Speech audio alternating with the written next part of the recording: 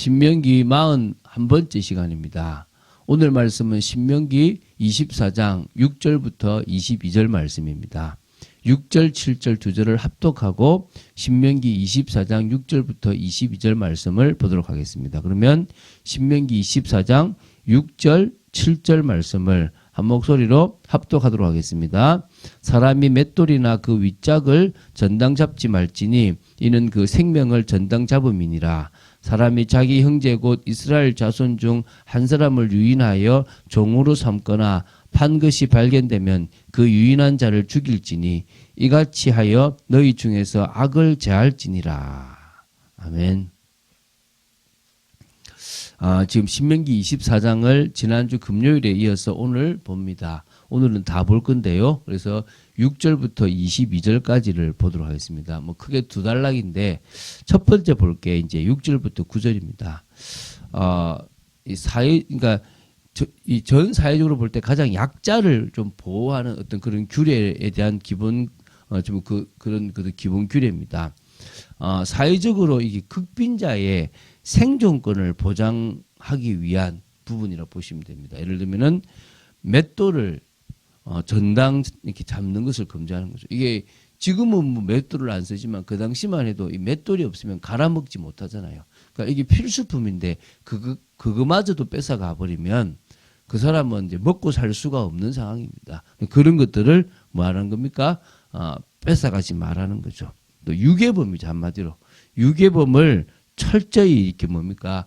처벌해라. 한번 죽이라 이 말이죠. 또 나병과 관련된 규례도 있습니다. 이런 부분들에 대해서 가장 기본적인 부분들을 지금 하나님께서 이렇게 챙기라는 거죠. 한번 보면서 보겠습니다. 자, 먼저는요. 6절에 보면 맷돌의 전부나 혹은 그 윗짝만이라도 전당 잡는 것은 그 맷돌 주인의 생명을 전당 잡는 것과 같기 때문에 절대 하지 말라는 것입니다. 아무리 그 사람한테 받을 돈이 있다고 해도 최소한 먹고 살 수 있는 것은 해주라는 거예요. 그러니까 생존권 그 자체를 박탈해 버린다는 것은 그건 하나님 기뻐하지 않는다는 거예요. 여러분들이 정말 빚을 내가 못 받아서 화가 난다 하더라도 그 사람의 최소한의 먹고 살 수 있는 것은 해주라는 거죠. 이게 하나님의 은혜입니다. 자, 7절에 보면요. 이 유괴나 또 어떤 인신매매 이런 걸 하나님이 싫어하시는 거예요. 이스라엘 백성 중 그 형제 곧 같은 이스라엘 자손을 유인해서 그를 종으로 삼거나 파는 이런 행위는요. 이 사람의 이 인간성을 무시하고요. 그냥 물건처럼 생각하고 아주 하찮게 생각하는 거잖아요. 하나님이 내 이웃을 내 몸처럼 사랑하라 이런 말씀을 주셨는데 말 그대로 정말 이 계명들이요. 되게 사람을 향한 사랑에서 기반한 건데 그것을 지금 송두리 이렇게 뭐 때문에요? 자신의 이익 때문에 자신이 하고 싶은 것 때문에요. 뭐요? 상대방을 팔아버리는 거예요. 종으로 삼아버리는 거예요. 이건 말이 안 되는 거죠. 누군가가 자기를 그렇게 얼마나 지금 마음이 상하겠습니까? 내 자식을 그런다면 어떻겠습니까? 그런 생각만 가져도요. 끔찍한 일이잖아요. 자, 8절 9절은 이스라엘 백성들 사이에 생길 수 있는 나병에 대한 규례입니다. 이건 철저히 하나님이 막으십니다. 왜냐하면 나병이 그 당시에 이게 뭡니까? 전염이 되기도 하고 이게 부정하다라는 것의 어떤 상징적인 거기 때문에 하나님께서 이제 애굽에서 나와서 행하셨던 미리암에게 행하셨던 것처럼 하라는 거예요. 뭡니까?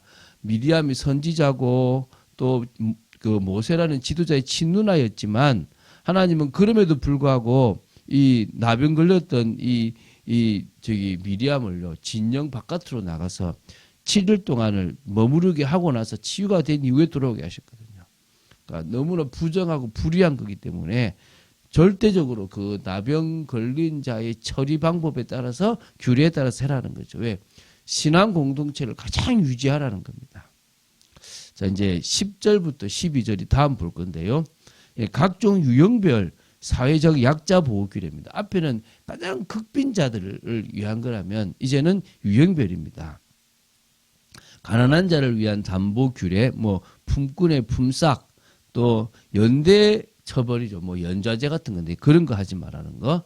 또 빈민층의 권익을 보호하라는 것. 이런 규례입니다. 한마디로 약자들이 잘 살 수 있는 곳을 만드는 거죠. 저는 교회가 새 가족이 왔을 때 편안할 수 있으면 좋다고 생각이 들어요. 여러분의 어떤 공동체나 직장에서 새로운 신입사원이 혜택을 누리라는 게 아니라 좀 적응을 잘할 수 있도록 만들어줄 수 있으면 좋은 거예요. 그러니까 우리가 조금의 배려를 통해서 새로운 사람들이 또 힘드는 사람들이 없도록 만들어줄 수 있으면 좋다 이 말이겠죠. 자, 먼저 10절부터 13절에 대한 부분입니다.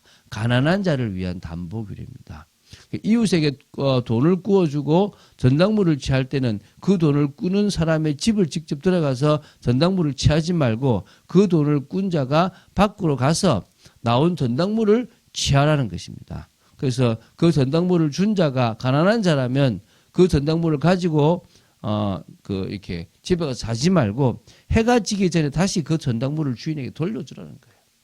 한마디로 그러면 내가 지금 손해보는데요. 이거 좀 손해볼 짓을 해야 됩니까? 저 사람이 지금 그거 알고 안 주면 어떻게 합니까? 누가 책임지겠다는 거예요? 하나님 책임지겠다는 거예요. 여러분, 정말 우리가 함부로 보증서도 안 되고 함부로 뭘 빌려줄 수도 안 되지만 빌려줬다 하면 그냥 받을 생각하지 말고 주라는 거예요. 그 목사인 저도요. 받을 생각하지 않고 준 돈들이 있어요. 뭐 큰 돈은 아니고요. 근데 빌려달라고 하는데 뭐 저같이 가난한 사람한테 빌려달라고 하더라고요. 그냥 하시라고. 왜냐하면 그걸 받으려고 생각하는 순간에 갈등이 생겨요. 화가 나고요. 또 그 사람이 저를 볼 때 힘들잖아요. 넘어가 버리는 겁니다. 그래서 정말 그걸 통해서 내가 막 내 이익을 챙기기보다는 뭐요? 자비와 긍휼을 베풀라는 거죠. 자, 14절은요. 공궁하고 비난한 품꾼입니다. 진짜 약하고 그러면서 이제 먹고 살아 하루하루 벌어가는 사람을요. 무시하고 학대하지 말라는 것입니다. 바로 이방 사회에서 이 공궁하고 비난한 이 품꾼들이 그들의 그 주인에게서 이렇게 멸시받고 학대받는 일이 많았다는 거예요. 그리고 사실은 이스라엘도 그런 상황 속에 있었지 않습니까? 그렇기 때문에 약자의 편에 서라는 거예요. 힘든 자의 편에 서고 그들을 도와주라는 거죠. 자, 그래서 또 15절에는 그들을 학대하지 않을 뿐만 아니라 그들의 품삯을 당일에 주고 해진 후까지 끌지 말라는 거예요. 그거 아니면 먹고 살기가 어려운데 그걸 챙겨줘서 그 가난한 사람을 뭐 하는 겁니까? 챙겨줘서 그 가족들까지 먹게 하라는 거예요. 여러분, 하나님이 왜 이런 배려를 합니까? 이거를 지키지 않는 사람을 벌하시겠다는 거고 이것에 마음을 둔 사람에게 하나님께서 복을 주시겠다는 거예요. 제가 저희 아내한테 그런 얘기 하거든요. 우리 당신 가족들은 보면, 제가 형제들은 보면 부모님이 어떤 부분에서는 참 선을 베풀고 유하게 하신 부분에 대한 복을 받는 것 같다. 세상적으로 말해도. 그러니까 자기도 그런 것 같아요. 그래서 특별한 게 잘 되는 게 아니라 하나님이 잘 되게 하시는 것들을 좀 본다는 거예요. 있거든요, 여러분. 하나님이 아시고 부으십니다. 지금 내가 당장 손해보는 것처럼 보이지만 저 가정을 향한 배려, 정말 챙겨주는 것들이요. 정말 중요하다는 것입니다. 기억하시기 바랍니다. 또 16절에는요. 아버지는 그 자식들로 말미암아 죽음을 당하지 않을 것이요 자식들은 그 아버지로 말미암아 죽음을 당하지 않을 것이니 각 사람은 자기 죄로 말미암아 죽음을 당할 것이니라. 뭐 연좌제, 연대 책임 이런 거 없다는 거예요. 그러니까 그냥 독립적 인격체이기 때문에 그렇게 창조됐기 때문에 자기 잘못은 자기가 책임지지 그것을 이어가는 이런 경우들이 없다는 것입니다. 뭐 아마 여기는 아마 빚도 되겠죠. 빚이 내려가서 너희 아버지가 못한 빚 대라 그러지 말라는 거예요. 여러분 지금 이 말씀들을 쭉 살면요. 참 좋은 세상 같지 않아요. 얼마나 하나님이 이렇게 배려입니까? 지금까지 여러분 율법을 볼 때 무섭고 되게 하나님 엄격하고 지키기 어렵다 이 생각했잖아요. 아니라는 거예요 지금. 자 17절 18절을 보면요. 이스라엘 백성들에게 객이나 고아의 송사를 억울하게 하지 말고 지금 유전무죄 무전유죄 이렇지 않습니까? 그런데 뭐요? 지금 안 그런 거예요. 오히려 더 가난하고 객의 송사를 더 챙기라. 과부의 옷을 전당 잡지 말라고 합니다. 진짜 여러분 이거 잘 보시면요. 진짜 감사한 일이잖아요. 애굽 땅에서 종되었던 그들을 속량하셨다는 사실을 기억하라는 거죠. 은혜를 아는 자만이 또한 은혜를 베풀 수가 있습니다. 오늘 그런 축복의 삶을 사시게 되기 바랍니다. 자, 이제 19절부터 21절은요. 참 밭에서 곡식 벨 때에 떨어진 거 있잖아요. 잃어버린 곡식을 다시 찾아 취하지 말래요. 또 감람나무를 떤 후에서 그 가지를 다시 살피지 말아요. 안 떨어진 거 없나 살피지 말래요. 포도원에 포도를 딴 후에도 그 남은 것을 다시 따지 말래요. 왜? 그거는 객이나 고아나 과부가 다시 말하면 가난한 자들이 먹을 수 있도록 배려하라는 거예요. 참 하나님 얼마나 귀하십니까? 여러분 풍요로운 삶을 사세요. 막 악착같이 다 이렇게 하지 마시고 좀 흘려놓고 다른 사람이 먹게도 해주고 목사님 지금 제 먹을 것도 없고 제 자식 먹일 것도 없는데요. 하나님이 먹이신대요. 하나님이.